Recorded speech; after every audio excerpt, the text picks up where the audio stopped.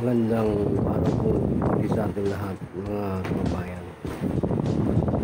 Muli po ay ating pong bigyan ng patutuo ang paglilingkod natin sa ating mga minamahal kapatid natin sa samot-saring lugar po natin.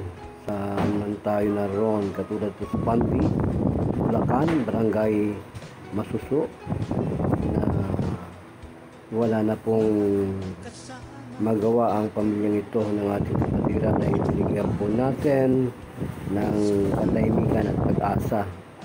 Yung pong bubulok na kanyang lalamunan. Ayan po yung nasaksihan kung paano po yan nagamot ng samot-saring mga magagamot, mga doktor, ospital, at mga quack doktor na tulad natin na nag-aral din ng counting pagiging native doctor. Naibsan po at gumaling ang mga kapatid natin dito, lalo na po sa North Fairview, Barangay City. Nandiyan po si Nanay Telma ng barangay natin, North Fairview. At ang kapitan po natin na former Captain Manny Chua ay nabigyan po ng kagalingan. At ito rin po sa Barangay Batya, St. Marta ay nasaksihan po ang samot-saring kagalingan at himala ng pagpapagaling sa may sinusitis na 2 taon na po na binabagabag ng hirap sa pagtulog, masakit ang ulo, at nabibingi, at may sleep apnea, tumitigil ang hininga.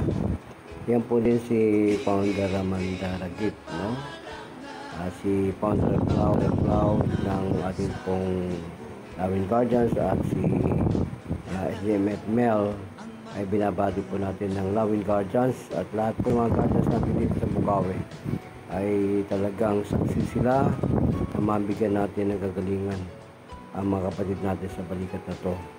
Kaya ating pong sigaw sa mundo ang pagbibigay at pagpapakilala ng ating pong impila ng harana, dito George Carriedo, at sa lahat po na hindi nababanggit ay ating pong binibigyan ng panawagan at pagbati natin. At kinanisel Bulacan ng Guardians sa radyo po ng GMAD Guardians Majesty at Save the Health International, One Care Guardians kay Tatay Jun Salin, at Survival Guardians kay Master PCGS